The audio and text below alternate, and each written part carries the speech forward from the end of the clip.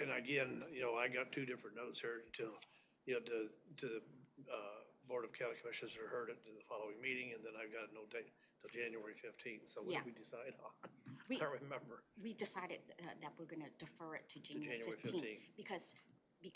because they didn't have, we're not even having that staff meeting until next week. Right. And then and assuming that they don't make any decisions, then it'll be deferred one more time and then in December. So that's why we said to Yeah, that's January. my understanding. Yeah, That I'm yeah. gonna be there, and Beatty wants me seated at the table. Oh, really? Okay. I go, why? He goes, just to hear what you got to say. It's gonna be a long meeting. How you doing, sir? Oh, I'm stirring the pot. I do what I do. Yeah.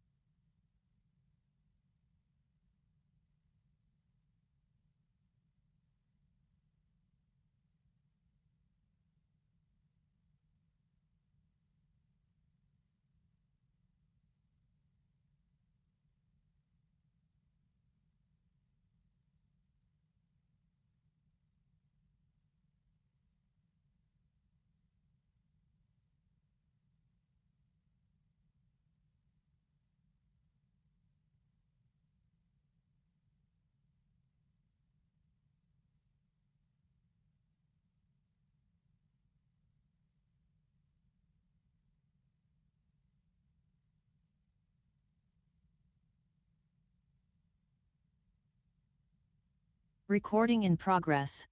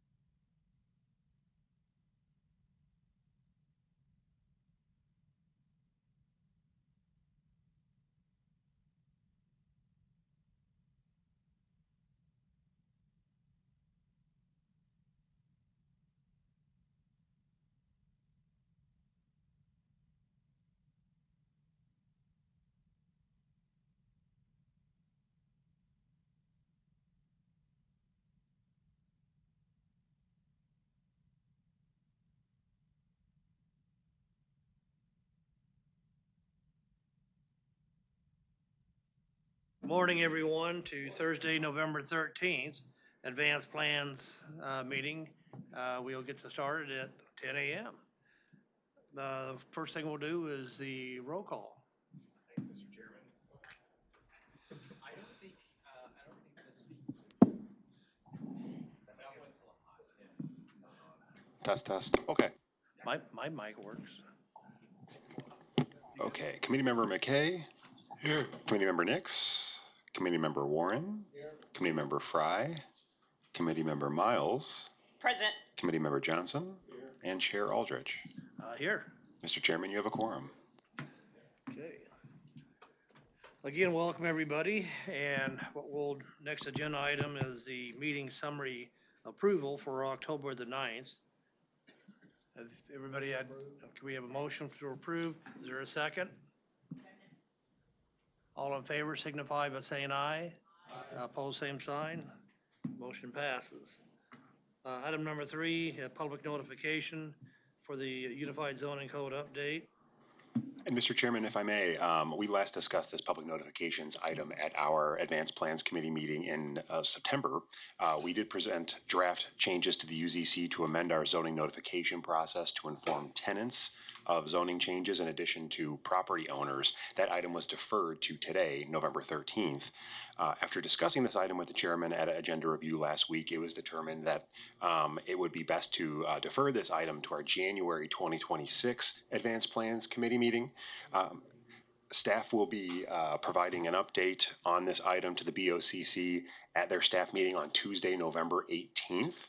That was part of the reason why we wanted to go ahead and potentially defer this item, is because advanced plans will, or excuse me, the BOCC will be discussing it on November 18th at 10 o'clock a.m. at the Ruffin Building.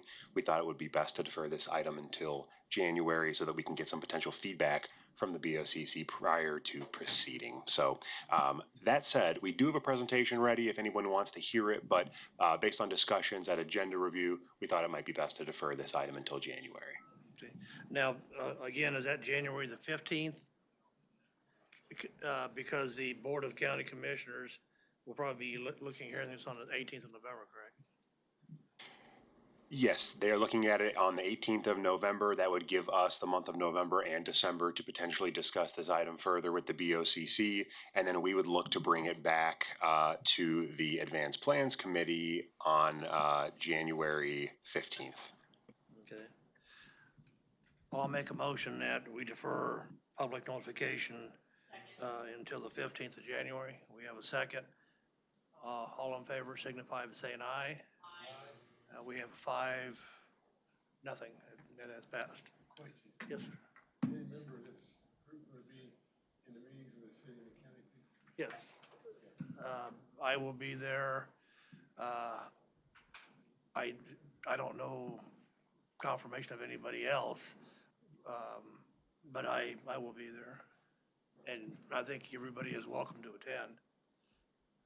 If I could, sir, just wanted to emphasize that, yeah, everyone from Advanced Plans Committee is invited to attend that. So it's a public meeting anyway. So you can watch it online or you can watch it in person at the Ruffin Building on the sixth floor. Starts at 10 o'clock. So, you want to go? Do you want to go? Oh, I just want to make sure that we have some representation. I don't know. Well, I'll be there. I don't know how well it's going to be represented, but I don't know if chairman of the planning commission's going to be there. Is my invitation or? Yeah, I honestly don't know whether Chair Fry will be there or not. I do have an update on that one, sir. So I called and talked to Chairman Fry. It sounds like he's got an appointment at 9 o'clock and one at 11 o'clock. So he's going to try and make it if he can, but it doesn't look real positive. But he's going to do it if he can make some room there. All righty, well, thank you. We'll move on to our next agenda item, accessory apartments update, and this is a receive and file. And Mr. Justin, I believe we're having some technical difficulties, so this might be a short meeting. Yeah, they're switching to the right PowerPoint. Good morning. Oh, okay, I'm sorry. Everybody? I thought I had down here Justin. Does it say Justin? No, I just looked at the thing wrong. I apologize. Raquel? Yes. So, good morning, everyone. This is Raquel Ordonez, and I'm going to be presenting on some potential code updates for the accessory apartments. Next slide, please. And next slide, please. So, just a reminder, this is a receive and file, letting everybody know what these proposed changes are. Next slide, please. We're going to go through background, we're going to go through the definition, the existing definition, and the new proposed definition, the current conditional use process, which we use for accessory apartments, the proposed administrative permit process, and a proposed by right process, and then some proposed, the new conditions that go along with that. Next slide, please. So just some background, back in September, you guys brought this up, wondering about how we go about approving accessory apartments. and staff went ahead and did some research into the background of what that approval process is and how many have been approved so far. Next slide, please. Last month, we presented that information to you guys regarding the approvals, and we got some guidance regarding whether you guys would like to pursue amendments that would allow accessory apartments by right or by an administrative permit process, similar to what's already used for daycare general and short-term rentals. Next slide, please. This is just a reminder, a brief overview of what that information was. Since 2021, we've had 71 total conditional use applications for accessory apartments. 58% of those have been located in the county, 42% were located within the city, and 100% of them were approved by the MAPC. Next slide, please.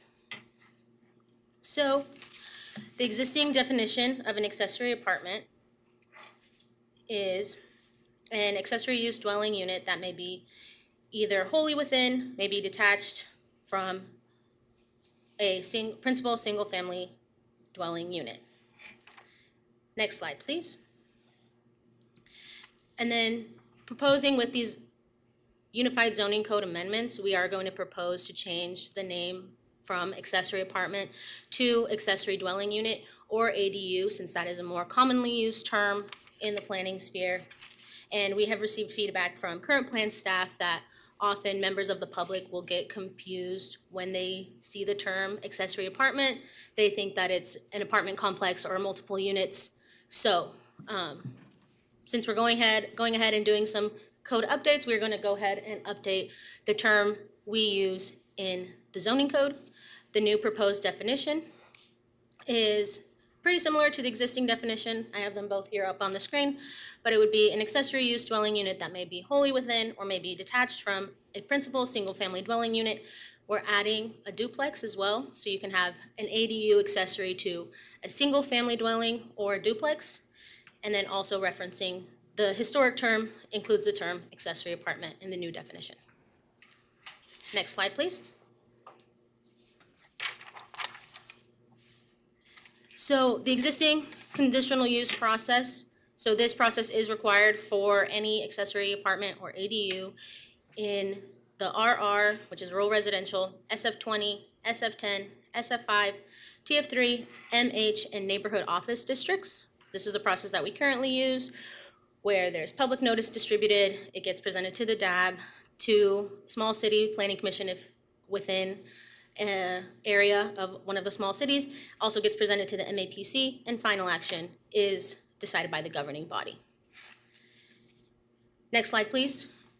Based on your guys' recommendation, this committee's recommendation from last month, we are looking into proposing that ADUs be allowed by administrative permit, similar to what is used for short-term rentals and daycare general, where there is a more limited public notice process. So notice is only mailed out to only the property owners that abut or are contiguous to the subject site. There's a 14-day protest period, and if more than 50% of the owners file a protest petition, then the application will be denied. Otherwise, approval is allowed to be made by the planning director in concurrence with the zoning administrator administratively. And so there would be no need for the application to be presented to this body. And again, that we are proposing, the proposed change is that the administrative permit process be allowed for ADUs in the RR district, SF20, SF10, SF5, TF3, and neighborhood office, where it is you currently need a conditional use.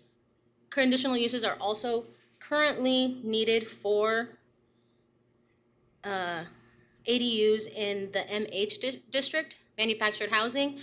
And during staff discussions, we discussed that we would leave any ADUs in the MH district as a conditional use, and that they would not be allowed to be approved administratively.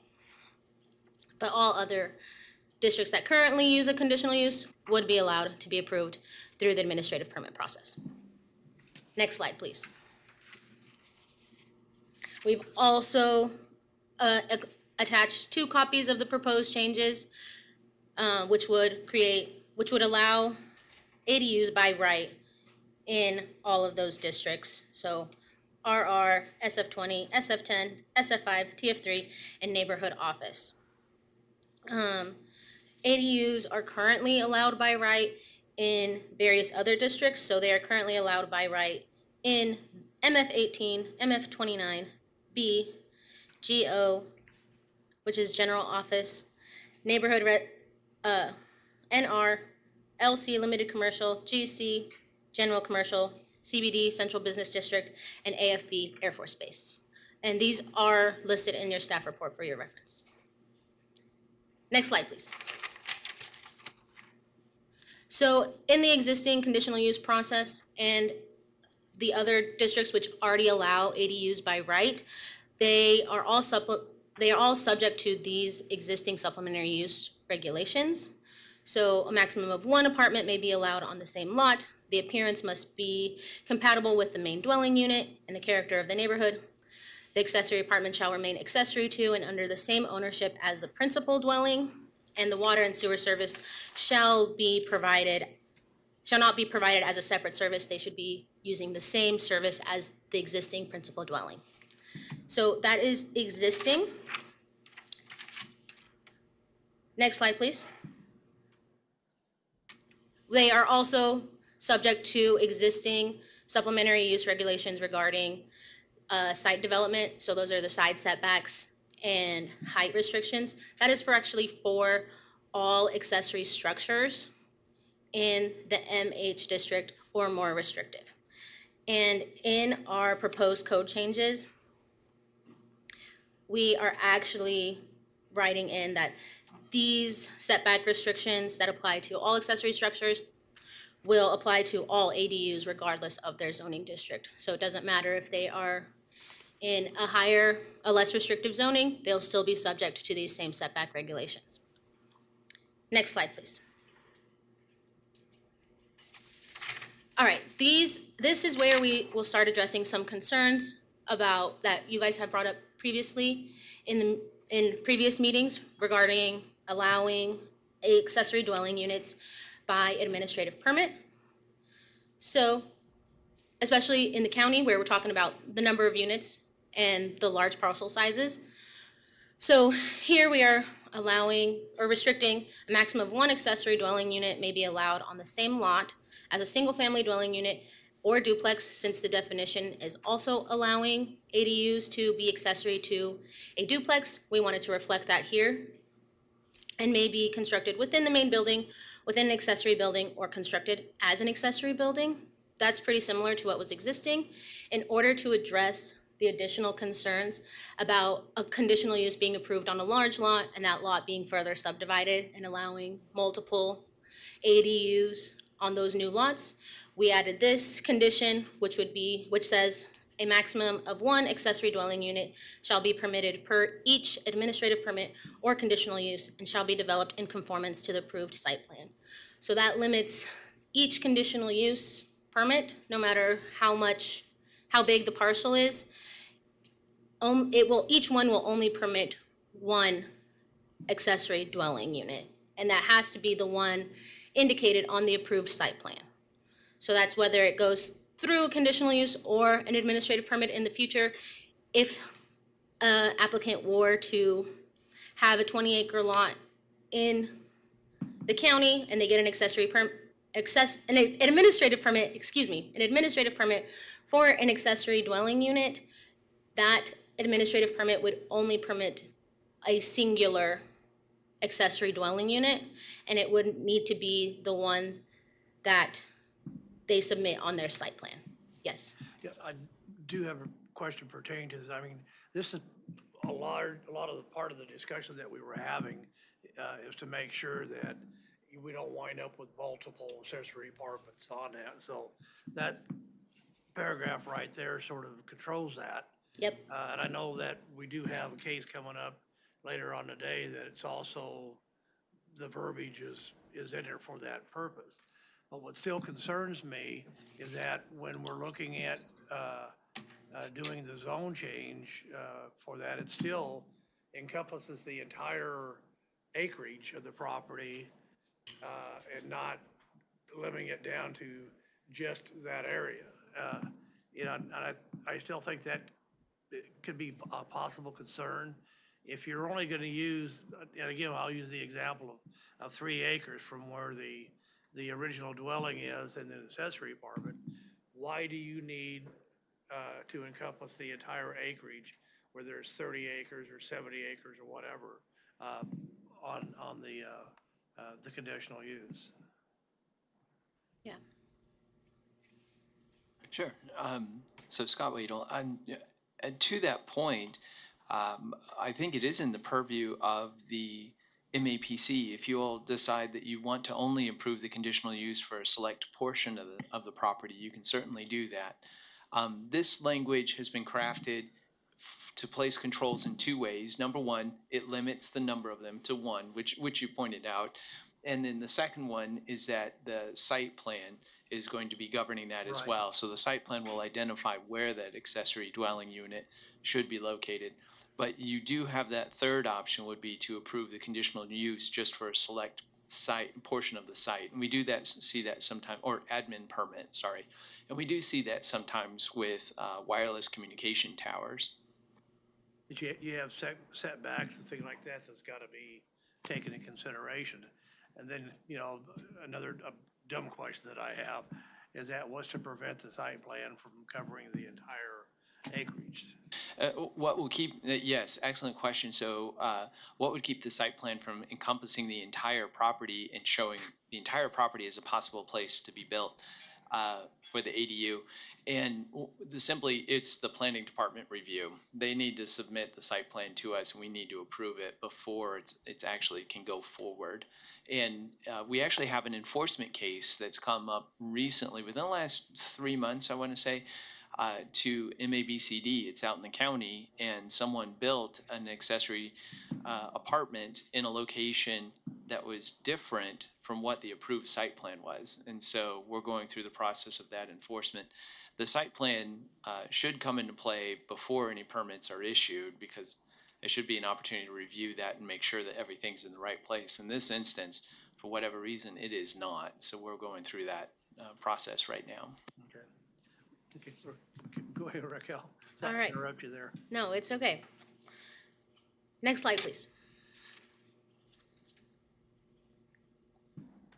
All right, next, regulating the appearance. The appearance of an accessory dwelling unit shall conform to the architectural style and materials of the principal dwelling unit, and an appropriate degree of harmony shall prevail between the architectural quality of the proposed accessory dwelling unit and the surrounding neighborhood. Again, this is similar to what was existing, just a little bit more descriptive in order to provide additional guidance to staff when reviewing these. And then in order to measure these, since these are a little bit hard to measure, the conformance, we have proposed additional standards in order to guide staff when implementing this standard. So next slide, please. And these will only be applied to accessory dwelling units that are detached, or if they are attached, exceed 15 feet in height, and they are located in the established central area. So these standards will not apply to accessory dwelling units in the county or anything outside of the established central area. So the exterior materials would be, there's kind of 2 options here. The exterior finish materials of your ADU can be the same in type, size, and placement as the exterior finish of the existing primary structure, or you must provide siding that's made from sturdy materials such as wood, composite boards, vinyl, aluminum, or metal, and the siding must be composed in a shingle pattern or in a horizontal clapboard pattern, and the boards must be 6 inches or less in width. So that's just to kind of maintain a residential style with the existing homes in the established central area. Next slide, please. Question. Go ahead. What happens if the dwelling unit that we're adding to, or, is not in harmony with the neighborhood?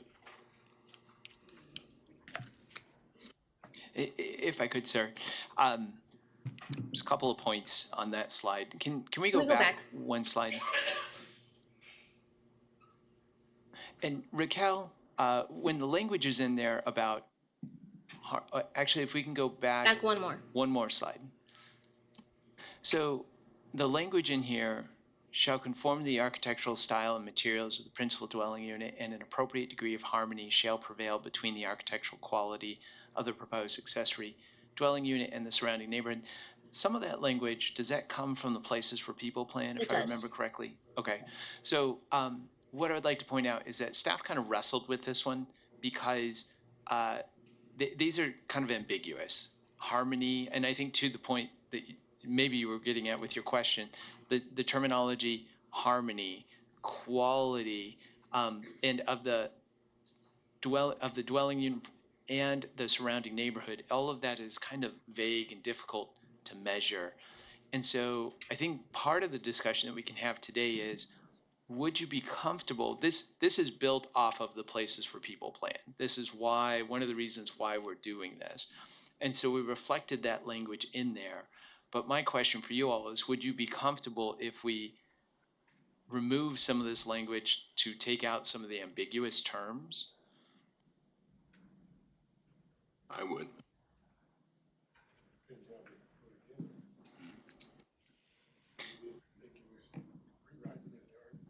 Well, excellent point, Mr. McKay. It could be ambiguous depending on how we rewrite it. I think if we snip out some of the terminology in here, and if we go to the next slide. So here's where we get to things that can actually be measured. So number one, the exterior finish material must be the same in type, size, and placement as the exterior finish of the primary structure. So in this way, if it's a brick home, we know there's got to be some brick that's represented. If it's a wood siding home, then we know that it should be wood siding.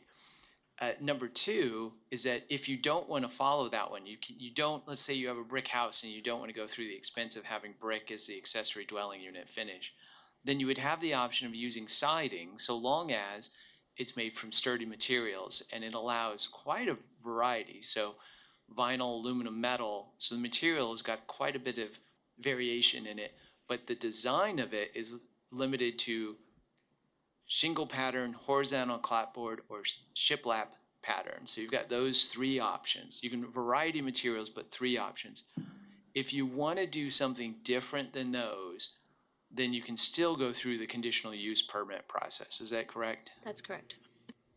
So if you want to use this faster process, then you've got to follow these. But if you don't want to, you can still go through the existing process today. I was thinking maybe harmony might refer to color. You see some real interesting homes go in.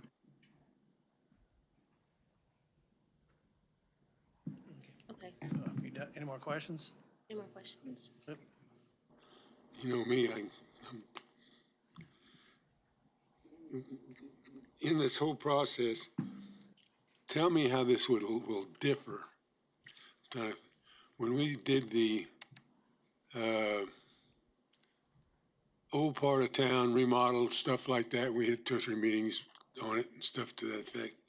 Kind of dropped it because we couldn't come to a dead. I don't necessarily want this to be the same way type situation to make it so cumbersome that, you know, because what's pretty to you is probably beautiful to me, or vice versa. And one of the questions I've always had and still do have is that on this notification thing, ownership. Is it renters? Is it ownership? Is it, you know, and I think you said, told me once, it's ownership. And so I'm still mixed up about telling people what they can do with their house color-wise and other side. But on the same token, I agree with you that there's been some places that really are ugly. I mean, not bad, they're ugly. Well, to those points, in terms of who the mailing goes to, Raquel, can you describe who these letters would be sent out to for this process? Yes, so it will be similar to what is already used for short-term rentals. So any property that is touching or directly across the street or alley to the subject site, the property that is requesting an accessory dwelling unit. And it's sent to the owners. And it's still sent to the owners. Okay, very the good. So it's property owner. limited to the owners at this point. Yes. Although we do have a related conversation, which has been, that item just earlier to this one was deferred to a future meeting. So we'll have more discussion about owners or renters in terms of mailing. But for these purposes today, for this one, to the owners. In terms of how to measure what's in compliance with this, I think that's the most difficult part. Is because what's beautiful to one person, it's very subjective sometimes. And so we want to try and get this down to things that can be measured objectively as much as possible. And so that's what we've attempted to do in terms of number 1 and number 2 here. And that's why I think maybe we could rewrite the paragraph that's before this on the prior slide about harmony, maybe to be we can write it, I think, to be a little bit less subjective and maybe talk about what the intent is, but then talk about how it's going to be measured through 1 and 2 here. Yeah, 'cause this is not only gonna cover accessory apartments in the city, but also the county. And the city has a different mentality, if you will, on what they like and what they don't like than what the county does. So I think it'd be difficult to put and lock in the same type of restrictions as far as color and design and stuff like that out in the county, because why penalize the county for the actions of the city? Well, there, 2 points to that. I forgot to get back to the issue of color. We generally don't regulate color, although we do see it sometimes in CUPs or in PUDs or sometimes protective overlays where it's very customized for a particular property. Sometimes we'll see things about earth tone colors. We've seen that recently with the storage containers, shipping containers that would be used as residential houses. But overall, we generally don't get involved in color. We certainly can if you think that that's appropriate in this situation. Then in terms of the county and the city and the differences in this between the two, this was an area of discussion and deliberation among staff as well, acknowledging the idea that out in the county, generally you have more spaces. So what's happening on a neighboring property may not be as significant of an impact to the property that's actually proposing the action. But in the end, we've ended up here where they're the same, they would have the same requirements. If you think we should do something different between the city and the unincorporated county, we're definitely open to the idea, but we're looking to you for comments and ideas. Well, and just some clarification, this would had been proposed to only apply to ADUs in the ECA, in the established central area, so only in the city limits. Very good. I couldn't remember where we landed on Yes. this. Thank you. So there is a differentiation. We did wrestle with that question as well, and we did not want to penalize or add more restrictions to the county since we do know that their styles are different and they have bigger parcels. I see JR's got some thoughts.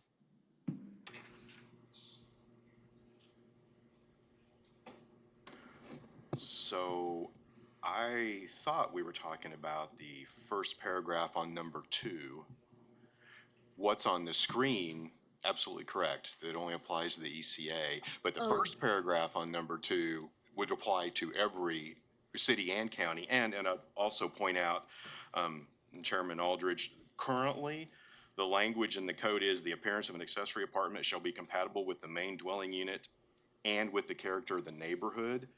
That's in the current code for both city and county. So it gets expanded in this proposed verbiage. Okay. That is correct. And if we could go to the previous slide, please.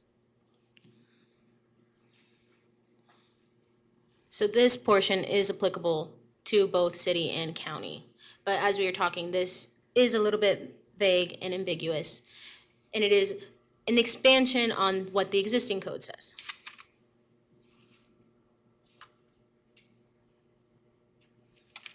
Any more questions? Concerns? Nope, go ahead. Okay. Could we go forward 2 slides to the roof pitch slide? Additionally, this is similar to the exterior materials, would only apply to accessory dwelling units within this established central area. The pitch of the roof must be the same as the pitch of the roof of the principal structure, or it must be at least 6/12. I attached a diagram so you can see it's just a very slight pitch. This language, we did wrestle with it a little bit, would allow for a flat style roof or like a slant roof that has a 6/12 pitch, doesn't have to contain a ridge. And then additionally, windows, at least 5% of the total area of the street-facing facade shall be windows. Those are also proposed for accessory dwelling units within the established central area. Next slide, please.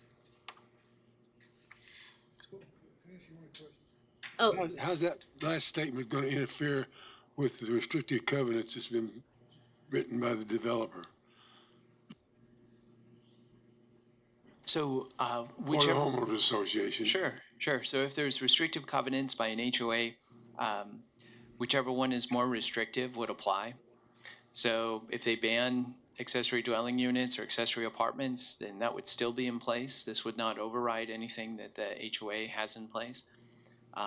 But if there are no regulations or covenants regarding accessory dwelling units, then of course this would apply. Okay, well, where it comes from more than anything else is homeowners associations. In the restrictive covenants, they will say certain pitch, 6/12, whatever you want to do it.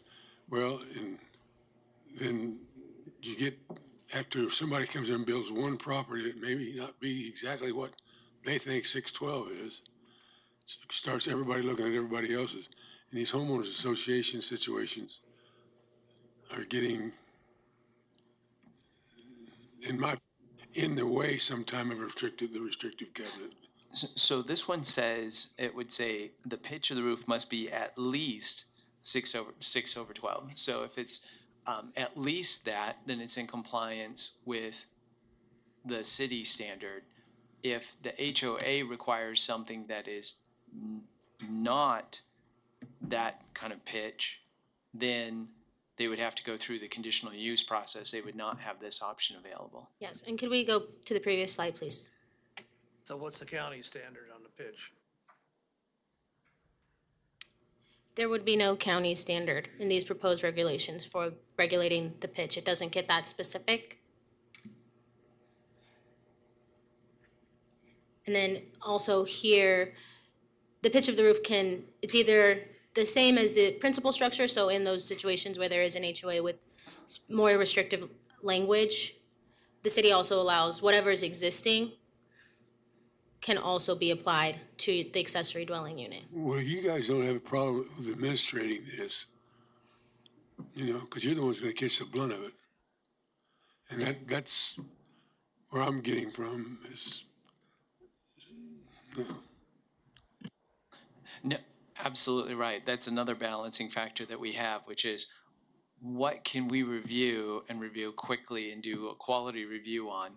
And so we've tried to limit the number of things that are reviewed in this.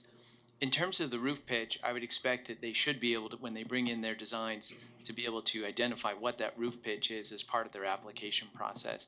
The same thing with the materials and the amount of transparency. something that was built 30 years ago.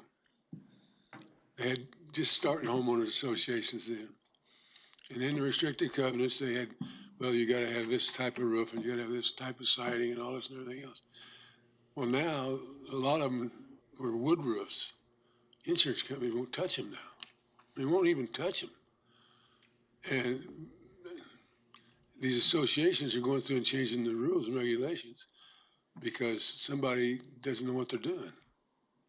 And that's all I'm trying to say is you guys are going to create, when this thing first started about the distances around and who we're going to touch, I think I told JR, I feel sorry for you because this could do you something bad. Not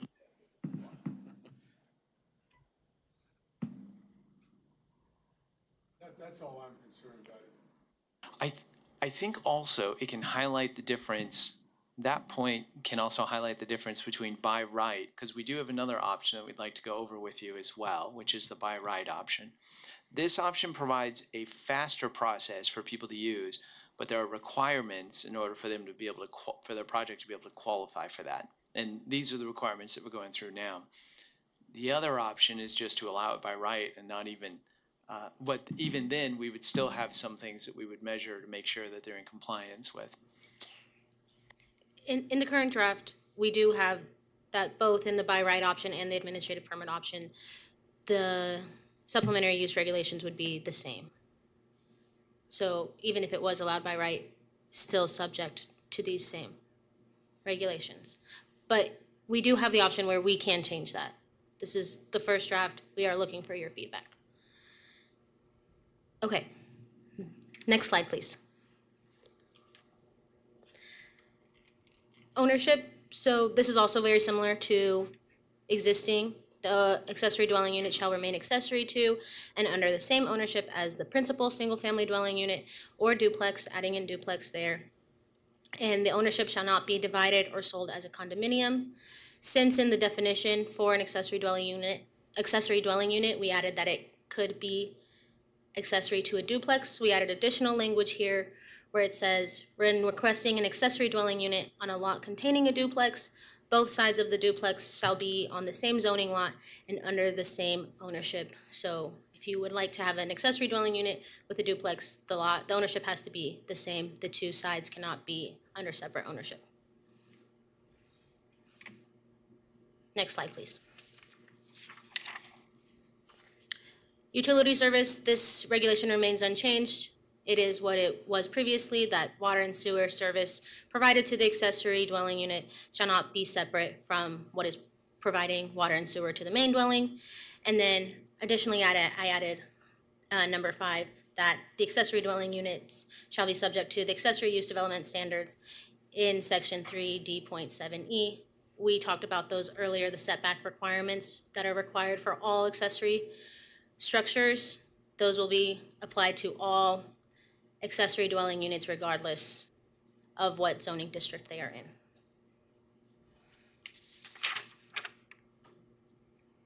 Next slide, please.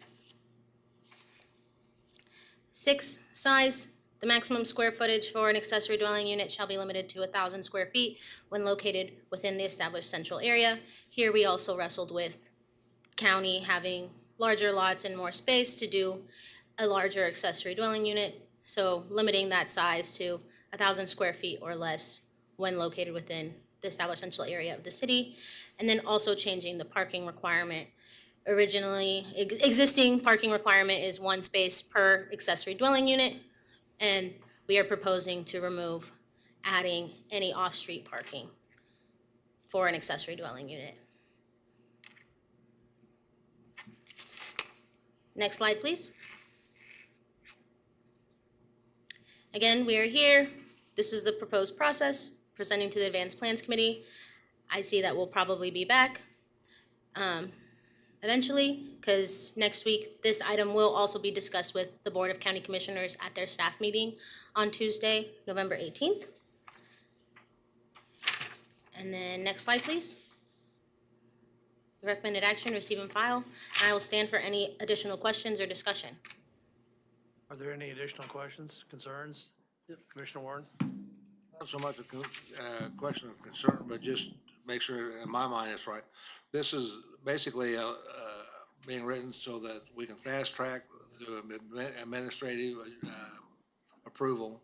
So if any of these things don't fit that, if somebody wants to put a 1,100 square foot house, then they can't do it. The administrative approval, they gotta go before this. Same way with the pitched roof. Any of the things that have come out there that don't fit that area, then that bumps it from your baby to our baby. That's correct. Okay. And no site plan, no permit process, right? They have to submit a site plan first, otherwise the process doesn't go forward. Yes, it's a standard condition of. The standard condition of administrative permit is they have to submit a site plan along with it. Any additional questions or concerns? Seeing none, this is receive and file. Raquel, thank you. Thank you. Next agenda item is event centers in the county. Justin?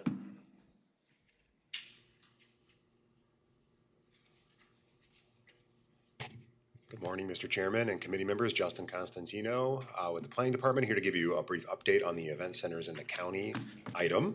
I don't have any presentation associated with this, just kind of an update on where we stand on this item.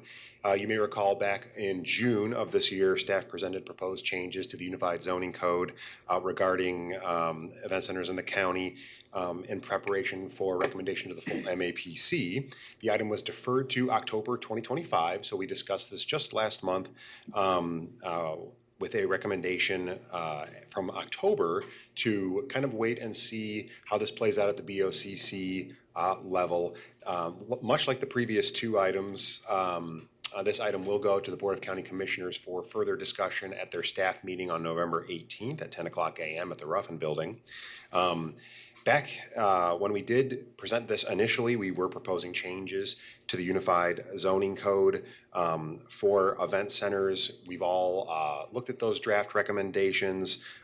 Really, the only change between now and the last time we presented those items was that in September and October of 2025, MAPD staff and representatives from the Sedgwick County Counselor's Office, Sedgwick County Sheriff's Office, and MABCD convened on 3 separate occasions to specifically discuss noise and nuisance enforcement. That was a topic that has come up regularly. It came up with the Board of County Commissioners previously. Based on those discussions, the staff team members amended the draft Unified Zoning Code text to remove the decibel limit. You may remember there's a lot of discussion around that 65 decibel sound limit. We would be replacing that 65 decibel language and replacing it with text prohibiting plainly audible music, noise, or sound that creates a nuisance or endangers the comfort and or health of any person or occupying property within the vicinity. So the goal there was basically to discuss that issue specifically and simplify it significantly. So we believe we've accomplished that with that text. Again, we will be discussing that item and presenting that revised text to the BOCC on November 18th. At 10 o'clock a.m. at the Ruffin Building. We do encourage all of you to attend that meeting. As mentioned previously, we're going to be discussing a lot of these items at that meeting on November 18th. So if you have the ability to attend, I think it'd be really good to listen to what the BOCC feedback is and then provide your feedback as well. So that's all I have on event centers in the county at the moment, and I'll stand for any questions. Any questions for Justin? Seeing none, thank you, sir. Next item is the Midtown Neighborhood Plan, and this is also being presented by Justin. Good morning again, Justin Constantino with the Planning Department for another informational item, a receive and file item on the Midtown Neighborhood Plan. Back in spring of 2024, the Midtown Neighborhood Association expressed interest in updating their existing 2004 Midtown Neighborhood Plan and adopting new design guidelines. In May of this year, the city of Wichita released a request for proposals for a new Midtown Neighborhood Plan, and the deadline for RFP submissions was June 27th. We did receive 3 submissions. We had a 9-member selection committee consisting of representatives from the Midtown Neighborhood, City Council, Board of County Commissioners, and other city and county staff members to review those applications. As I mentioned before, we received 3. We reviewed those on October 12th. We reconvened again on September 17th to interview 2 candidates. Through that process, a preferred consultant was selected. Staff has finalized an agreement with professional engineering consultants to assist with the plan. Additionally, so that's kind of the first step is looking at the plan. The second step is the Midtown Neighborhood Plan Steering Committee. So we did post an application on our website for the public to serve on that committee. We did receive several applications. We posted that on September 11th. The application was open for a little bit over a month and closed on October 17th. So the next step is after receiving those applications, they have been forwarded for additional review, and we hope to have that committee formed soon. So that's where we stand on Midtown, and I'm available for any questions on that. Any questions for Justin regarding Midtown Neighborhood? Seeing none. We do have a couple of people sitting in the audience right there, so I didn't know if you wanted to speak on this particular agenda item. If so, you can come to the mic, otherwise we'll go ahead and move on with our agenda. Okay, Justin, thank you, sir. Thank you. We'll go to item number 7, the MAPD updates. Mr. Scott?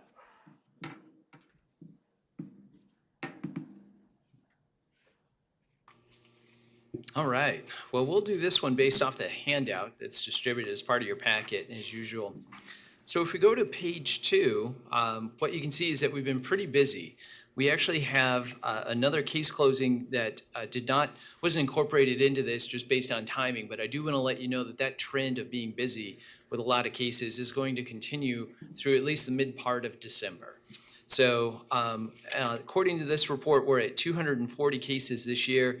I expect that we'll be somewhere around 260 by the end of the year. So some long meetings and busy meetings, much like today's. When we look at the average on the bottom of page 2, you'll see the column through year-to-date through November 13th, and the average number of items at an MAPC case is 11. So that's pretty robust compared to where we've been over the past few years. And then more dramatically, you'll see the maximum number of cases that have been to an MAPC meeting at 22, which means there has been a very big meeting that's worked through the system. And on page 3, we have 2 numbers on here. We have 16 and 3. So at the top of the page with the graph of non-subdivision items, you'll see that 2025 continues to go up and down quite a bit, but this meeting today is actually the one that's the highest point at the end of the chart over here on this end. Looking down in the table, you'll see that the November 13th, we've got 22 items that were on for today's agenda. So again, that's the most robust one that we've had all year. If we go to page 4, also numbered page 17, then you'll see the subdivision cases at MAPC. We're at 66 so far year to date, and I expect it will probably be somewhere in the 70s when we close. I don't think we'll catch up to what we did in 2022, but I think we'll be fairly close. In terms of the number of lots that's created, the same story that we've seen all year. In the lower left-hand corner, you'll see that the yellow bar representing 2025 is not nearly as high as one in 2024. So we're seeing a lot of small lots, 1 lot, 2 lot, large lot subdivisions out in the county. And that's reflected on the subdivision cases, city per county in the lower right-hand corner, the bar chart with the really high showings for the county, number of county cases. In terms of the next page, on page 5 or page 18, you'll see subdivision cases at the MAPC. Our average number of cases at the MAPC is worked out to be 3, which is a good amount. It's not too high, not too low. But you can see there that we've had our maximum high of 8, which was a pretty robust meeting for subdivision. You can see the graph the line graph at the bottom of page 18 or page 5 going up and down. So we had some nice breaks where people could catch a reprieve, but then we had quite a few cases come up every once in a while. As we go on to page 19 or page 6, depending on which number you're looking at, you'll see the administrative adjustments. So far, the grand total year to date has been 90 for 2025. The majority of those have been based on setbacks. And there's a limitation on how much those can be reduced through the administrative adjustment process. I believe that's up to 20% in most cases. So anything more than that, they'll have to come in for a vacation. But you can see that's the majority is setbacks. The second highest on there is parcel lines, and what that is if a CUP or a PUD is adjusted or modified, this provides us an opportunity to change where the boundaries are, the different parcels that are in there. On the next page, page 20 or 7, you'll see our staffing capacity. We still have a frozen position that's in advanced plans, and then we also have the part-time position that we've been trying to hire for in the zoning enforcement division. And I have good news in that we have an applicant that we made an offer to, and they accepted. So they're in the process of working through the scheduling and all of the testing that's involved in that. So pretty excited about that. $1.65 an hour. On page 21 or page 8, the next page then is our public contacts, and you'll see the website hits. You can see it's been fairly steady all the way through the year. The graph hasn't moved too much. although it certainly did go up in October. And if we look at the bottom, then in terms of October, it's kind of interesting to see what pops up kind of in the bottom one. The first two are pretty much the same all the way through the year, case search and MAPD. But then you'll see that McConnell, for some reason, popped up as the third highest. It's very interesting. Maybe because of some of the zoning cases in the area, I'm not real certain. And then we've got codes and regulations come up, and then the About Us in the planning department. And that, I don't believe, has ever been in the top 5. So kind of interesting to see how that works out. Next page, short-term rentals in the city of Wichita. The thing on this one is just to know that we're hiring the inspector. I think we've got some adjustments in terms of the number of cases. I think 310 is how many we've processed for the duration of while the program has been operating. I think this year we're probably somewhere in the 70 cases just in 2025. So just be aware of that. And then licenses are very robust. We've seen, I think, well over 200 license renewals so far come in. Short-term rentals in the county on the next page. The thing about this one is just know that we're going to the staff meeting next week. So should be some good discussion there. I think overall, we've gotten indications that we're on the right track with this one. So I think we'll be working on scheduling that for the county commission. The next page is the Unified Zoning Code update. This, you may recall that this was adopted quite some time ago by Sedgwick County. It has never been officially adopted by the city of Wichita. So we have this one scheduled for December 2nd. So looking forward to having that discussion, hopefully getting that adopted, so then we'll, again, have that more unified zoning code. On the next page, page 25 or 12, we've got the public notifications. This one will be asking Sedgwick County about their preference in whether or not they want to participate in the discussion about who notification should go to. Should they go just to the property owner as our current practice, or similar to the city, do they want to look at whether or not it should go to the property itself? So we'll see what kind of feedback we get from them next week. On page 26 and page 13, likewise, this was a county-initiated one to talk about development signs, and so we need to pose the question to the city about do they want to participate and look at a similar update as far as city cases are concerned. On the next page, event centers in the county, we've got you've gotten the update on that one. So we've got the discussion going on at the staff meeting next week. College Hill overlay. Justin, I'll turn this one over to you if you'd like to provide just a brief overview. Sure.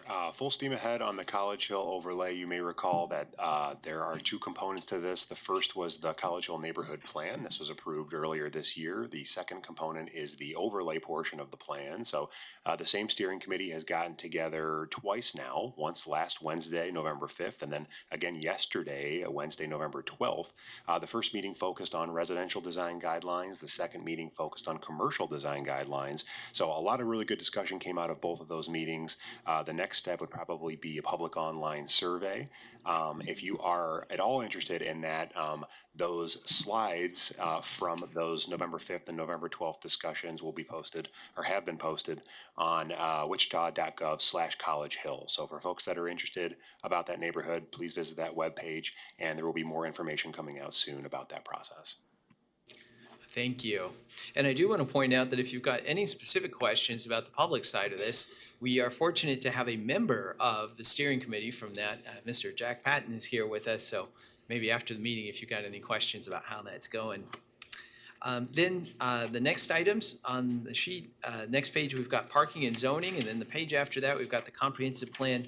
Those would be led by a shared steering committee between the two, and we're in the process of, we've submitted the applications to the county chairman and the mayor of Wichita, and so we're looking to them for what their preference is in terms of moving forward with those appointments. And then on the last page, daycare and zoning, no updates on that one. I think we can kind of wrap that one up and probably take that one off the list for next month. So with that, I'll stand for any questions. Any questions for Scott? Seeing none. One thing I did notice, and this has got nothing to do with the price of butter, but if you look at the subdivision cases and the non-subdivision cases and stuff, especially during the COVID years, there is no significant impact at all on that. So it doesn't matter if we had issues we were having going out there, we're still chugging along, so. Yes, sir. I think that's an excellent point. You can see that the trend line overall was to increase over the course of those years. The other thing I would point out is that in those years, what happened with COVID is that we actually shut down meetings for a period of time. And then when we restarted, we were just slammed with a huge amount of cases. We were fortunate to be able to process those through some pretty unique arrangements, including an all-day MAPC meeting. So hopefully that we don't have to do that again in the near future. Scott, appreciate it. That's all the items we have basically on the agenda. You know, again, if anyone from the public would like to put a couple of inputs in there, you got 3 minutes. If not, yes.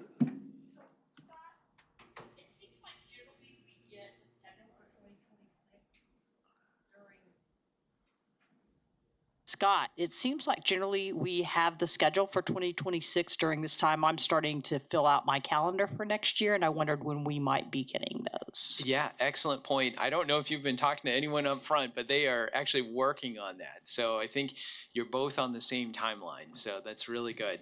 Yeah, I think Mandy in our office was actually taking a first draft at it, and then we were going to have a variety of staff look at it. The calendar, as you know, is a bit complex for the MAPC, just in terms of how many other meetings are related to that. But we hope to get you something here in the next, I'd say, next few weeks. Okay. Thank you. If there's no additional, our next meeting is going to be December 4th, 2025 at 10 a.m. And also just to remind everybody, we were talking about the Board of County Commissioners meeting on the 18th at 10 a.m. Would encourage members of the Planning Commission to attend if you're available. Move for adjournment. Wait, did I hear that the chair was going to bring Christmas goodies for the 4th? Yes. My question, do you want ice or do you like it neat? I would recommend we stay away from that one. Second. Okay, we have a motion to adjourn. Is there a second? I'd like to get this conversation. Okay.